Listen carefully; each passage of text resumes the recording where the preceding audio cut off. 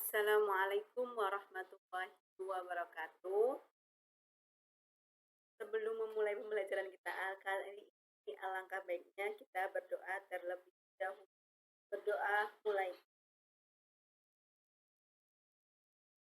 Semoga dengan bacaan doa tadi, belajar kita akan lancar dan semoga pandemi segera berakhir.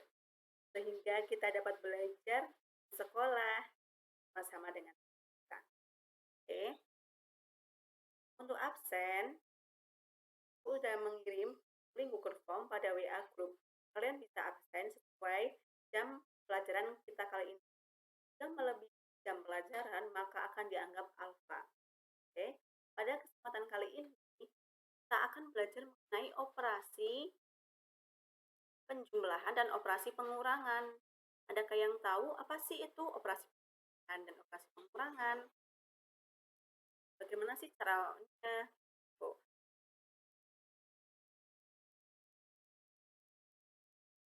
Kompetensi dasar dan indikator yang ingin dicapai pada kesempatan kita itu akan membahas mengenai operasi-operasi pada sebuah matrik.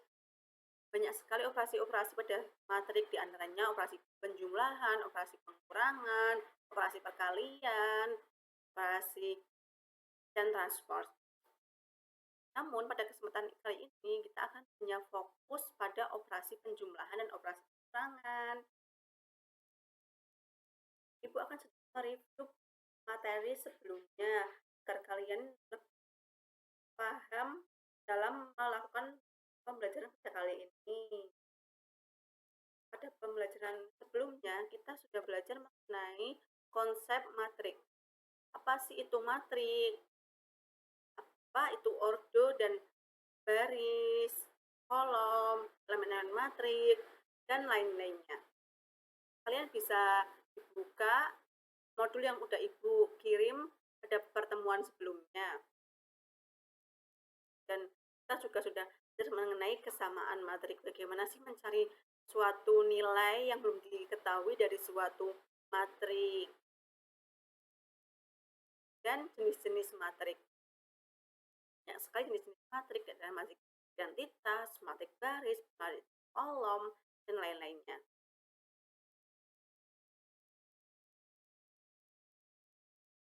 Yang pertama, operasi penjumlahan. Dalam melakukan operasi penjumlahan pada suatu matrik, ada suatu syarat yang harus dipenuhi, yaitu syarat kedua matrik atau lebih dapat dijumlahkan, yaitu memiliki ordo yang sama. Artinya bahwa satu matrik A dan matrik B yang ingin dijumlahkan harus memiliki baris dan kolom yang sama. Misalkan matrik A itu berordo 2 kali 2, sedangkan matrik B berordo 2 kali 2. Berarti itu bisa dijumlahkan karena memiliki ordo yang sama. Sedangkan misal matrik A berordo 2 kali 2, sedangkan matrik B yang ingin dijumlahkan memiliki ordo 3 kali 3, maka kedua matrik tersebut tidak bisa dijumlahkan karena memiliki baris dan kolom yang berbeda. Sampai di sini paham? Untuk lebih jelasnya, kita coba lihat kerangka operasi penjumlahan. Kerangka operasi penjumlahan seperti ini. Elemen A kita jumlahkan dengan elemen E. Elemen B kita jumlahkan dengan F. Elemen C kita jumlahkan dengan elemen G. Elemen D kita jumlahkan dengan elemen H. Maka kita akan menghasilkan suatu matrik baru dari penjumlahan tersebut. Untuk lebih jelasnya kita ke contoh soal ya. Contoh soal operasi penjumlahan pada matrik.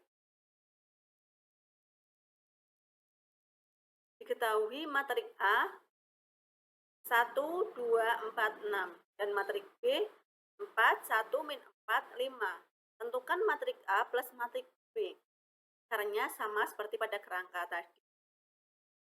Ini matrik A 1, 2, 4, 6 dan matrik B 4, 1, min 4, 5. Selanjutnya kita jumlahkan elemen A dengan elemen E.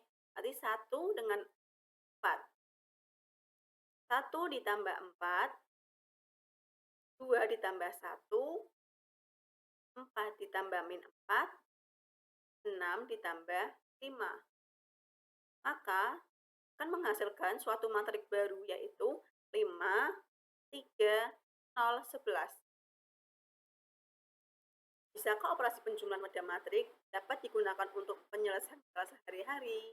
Ada yang tahu apakah bisa suatu matrik dapat menyelesaikan suatu masalah sehari-hari, terutama operasi penjumlahan? Tentu saja bisa, karena matrik dapat digunakan dalam penyelesaian SPLDV. Itu juga dapat digunakan dalam statistika atau pendataan-pendataan lain. Contoh penerapan dalam masalah sehari-hari seperti ini. Contoh kasusnya, toko kue berkonsep maralaba ingin mengembangkan usaha di 2 kota yang berbeda. Manajer produksi ingin mendapatkan data biaya untuk masing-masing kue seperti pada tabel berikut. Coba kita lihat tabelnya ya. Ini tabel biaya toko di kota A. Dan ini tabel biaya toko di kota B. Langkah pertamanya, kita susun sebuah matrik dari tabel berikut ini. Kita susun. Jadi, matrik A, ini matrik A, ini matrik B. Setelah kita susun, kita diminta yaitu penjumlahan dari suatu matrik tersebut agar kita mengetahui keseluruhan dari harga total biaya yang dibutuhkan dari kedua toko tersebut. Caranya sama seperti tadi, kita operasikan saja. Kalian bisa kerjakan langkah-langkah selanjutnya pada buku catatan kalian. Nanti bisa dikumpulkan setelah akhir pembelajaran kali ini. Oke. Selanjutnya, sifat-sifat penjumlahan. Ada beberapa sifat-sifat penjumlahan. Yang pertama, sifat komutatif. Apabila matrik A ditambah dengan matrik B sama dengan matrik B ditambah matrik A. Yang kedua, sifat asosiatif. Apabila matrik A ditambah dalam kurung matrik B ditambah matrik C, maka sama dengan juga dalam kurung matrik A ditambah dengan matrik B plus matrik C. Yang ketiga, itu matrik 0 atau identitas, yaitu apabila matrik A dijumlahkan dengan matrik identitas 0 sama dengan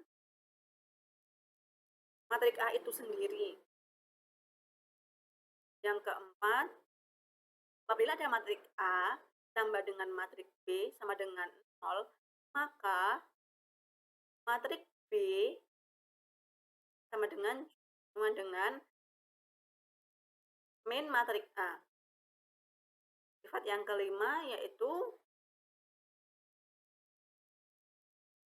apabila dalam kurung matrik A ditambah matrik B transpose sama dengan matrik A transpose ditambah matrik B transpose. Sampai di sini paham? Untuk contoh-contohnya dari sifat-sifat tersebut, kalian bisa buka modul yang Ibu sudah kirim pada WA group ya. Nah, selanjutnya yaitu operasi pengurangan matrik. Pada operasi pengurangan matrik, cara penyelesaiannya dan lainnya itu sama dengan operasi penjumlahan. Yang membedakan cuma tanda dari operasi tersebut. Dalam operasi pengurangan juga memiliki syarat yang harus dipenuhi, yaitu antara matrik A dan matrik B harus memiliki ordo yang sama. Artinya bahwa matrik A harus memiliki baris dan kolom yang sama dengan matrik B, sehingga akan menghasilkan matrik C yang bisa dioperasikan. Untuk kerangka operasi dalam pengurangan matriks yaitu seperti ini. Elemen A dikurangi dengan elemen E, elemen B dikurangi elemen P, elemen C dikurangi dengan elemen G, elemen D dikurangi dengan elemen H. Untuk lebih jelasnya, kita ke contoh soal.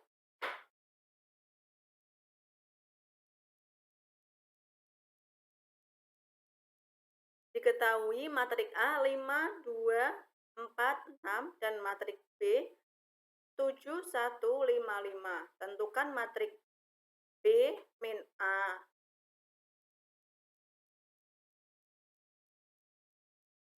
Ini 7, 1, 5, 10 sebagai matrik A dikurangi dengan matrik ini sebagai matrik B dikurangi dengan matrik A 5, 2, 4, 6 sama dengan 7 dikurangi 5 karena ini 7 sebagai elemen A dan 5 sebagai elemen E.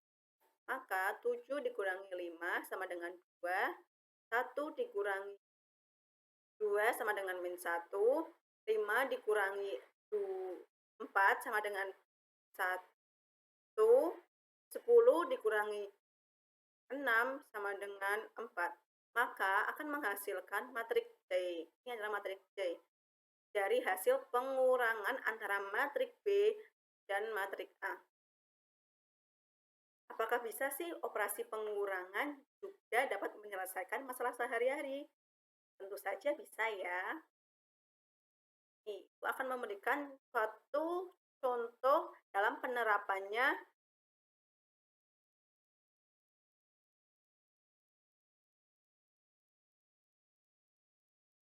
contoh operasi pengurangan dalam penerapan sehari-hari. Ini dalam penerapan dalam sebuah pabrik. Sebuah pabrik tekstil hendak menyusun tabel aktivitas mesin dan penyusutan mesin selama 1 tahun yang dinilai sama dengan 10% dari harga perolehan sebagai berikut. Maka kita akan lihat tabelnya, tabel perolehannya. Jenis aktivitasnya yaitu mesin A, mesin B, dan mesin C. Harga perolehannya ini dan penyusutan selama 1 tahun yaitu dengan 10% dari harga perolehan. Maka diperoleh seperti ini. Maka kita akan mencari harga bakunya. Bagaimana sih cara mencari harga bakunya dalam penerapan operasi pengurangan? Maka kita anggap harga perolehan ini sebagai matrik A dan penyusutan tahunan sebagai matrik B. Maka kita akan mencari matrik C atau harga bakunya. Untuk langkah-langkah selanjutnya, untuk penyelesaiannya bisa kalian kerjakan pada buku kalian masing-masing dan nanti bisa dikumpulkan pada akhir pembelajaran kali ini. Mungkin itu saja yang dapat disampaikan, kurang lebihnya mohon maaf. Pada materi kali ini kita sudah belajar mengenai operasi penjumlahan dan operasi pengurangan. Operasi penjumlahan dan operasi pengurangan itu hampir sama syaratnya, yaitu memiliki ordo yang sama. Bagaimana sih penerapan? Apakah bisa operasi pengurangan dan operasi penjumlahan diterapkan dalam sehari-hari? Tentu saja bisa dalam permasalahan statistika, pendataan, dalam masalah SPLDV juga bisa penyelesaiannya menggunakan cara matrik. Oke. Untuk tugasnya, kalian bisa kerjakan dan nanti dikumpulkan pada Google Form yang sudah Ibu sediakan ya anak-anak. Oke. Untuk materi selanjutnya, untuk pertemuan selanjutnya, kita akan belajar mengenai operasi perkalian pada skalar dan pada matrik dan juga transpose matrik. Untuk lebih memahami lagi, kalian harus belajar terlebih dahulu apa sih itu perkalian matrik, apa dan transpose matrik. Kalian bisa mencari pada internet atau buku ya. Oke, mungkin itu saja. Wassalamualaikum warahmatullahi wabarakatuh.